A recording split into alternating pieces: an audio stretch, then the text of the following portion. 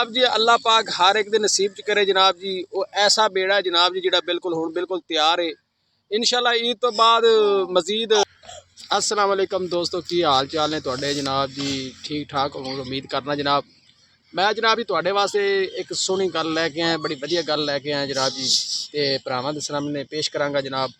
इन्ने दिनों तो कुछ वीडियो नहीं पा सके, कुछ मसरूफियात इन्नी हो गई सन, कुछ मेरी तबीयत खराब हो गई, तो कुछ जनाब जी बेली मेरा जरा नाल सद उमर खताब से जनाब जी, वो अपने ड्यूटी ते जान लग पिया, डॉक्टरी ते शोबे जान लग पिया, वीडियो साढ़े तो नहीं पई गई। तो जनाब तुहाडे वास्ते वीडियो मैं बड़ी सोहनियां लैके आवांगा। हुण मैं अकेला ही काम करांगा जनाब जी इंशाल्लाह तुहाडी दुआवां दे नाल। ते वीडियो तुहाडे वास्ते पुरानी तो पुरानी लैके आवांगा जनाब जी, नवीं तो नवीं लैके आवांगा।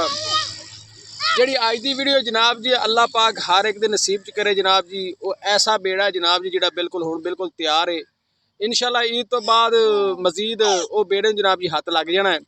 अल्लाह पाक हर एक दे नसीब च करे जनाब जी, अमीर गरीब दे। तो वह तुहानूं जनाब जी इस वीडियो के इंशाल्लाह मैं विखावांगा जनाब जी वो बेड़ा किहड़ा जनाब जी।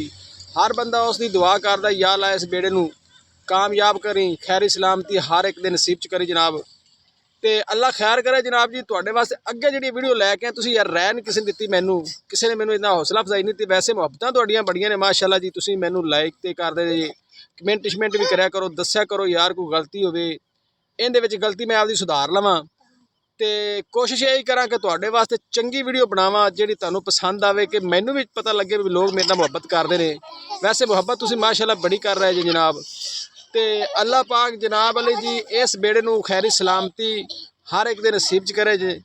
वेखो जी पब्लिक तो नाल मेरी है सारी अलहमदुलिल्लाह जी। आ वड्डा भाई है जी माशाअल्लाह साडा, ये भी नाल विच कदे आ जाते हैं। तुहाडे वास्ते पुरानियां गल्लां लैके आवांगा मैं, इस वास्ते माजर चाहना जनाब जी, इन्ने दिन असीं वीडियो नहीं पा सके। हुण तो इंशाल्लाह मजीद मैं कोशिश करांगा कि मैं हुण वीडियो मजीद भरावां दे पेश करया करां जनाब जी। जिहड़ा मैं बेड़े की गल कर रहा सा जनाब जी, वो बेड़ा तुहाडे वास्ते लिया जनाब जी। इनू असीं तां पेंडू दा साधने जी कणक। शहरी लोग पढ़े लिखे गंदा साधते ने, पेंडू साधने जी कणक। ए जी बिल्कुल कणक पक्की खड़ी जनाब जी। ईद तो इंशाल्लाह ठीक पंजवें चौथे दिन कणकां नूं हत्थ लग जाना जनाब।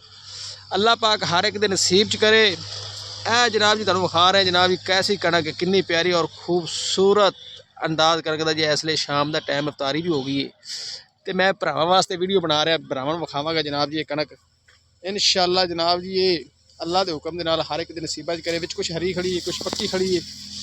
ये जी कणक ये हर इंसान की जरूरत है जनाब जी, चाहे कारां कोठियां वाला है, तो चाहे कोई अमीर है, तो चाहे कोई गरीब है। ये तो जनाब जी इस तो बगैर तो साडा गुजारा ही कोनी दा। ते ये हर एक बंदे नूं लैनी पैगी जनाब जी। माशाअल्लाह वेखो किड्डा वड्डा खत्ता है जनाब। ये बिल्कुल सारी कणक पक्की खड़ी है, ऐ टनक ते खड़ी। सूरज भी आपदी जवानी तो ढल गया जी, सूरज भी लै चुकिया है जनाब। अल्लाह पाक हर एक दे नसीब च करे, सोहना मालक जी। वेखो जी ये तो सानू खरीदनी तो पैनी, तो दूसरी गल है जी ये नसीबां नाल मिलदी है। जे उमर खताब मेरे नाल होंदे जी, अज बड़ी वीडियो होर साडी प्यारी बननी सी। यानी कि हुण मैनूं कल्ले नूं काम करना पै गया जी। ए तुसीं हुण हौसला अफजाई देनी मैनूं नाल नाल जी। ए जी वेखो जी, आहा सुभान अल्लाह जी।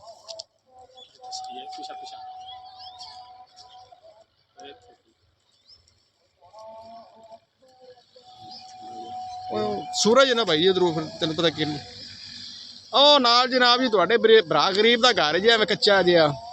ਐ ਨਾ ਸਮਝਿਆ ਫਿਰ ਕਾਰਾਂ ਕੋਠੀਆਂ ਵਾਲਾ ਹੈ। ਇਹ ਕਾਰਾਂ ਕੋਠੀਆਂ ਤਾਂ ਤੁਸੀਂ ਬਣਵਾ ਕੇ ਦੇਣੀਆਂ ਨੇ ਮੈਨੂੰ YouTube ਦੇ ਜ਼ਰੀਏ।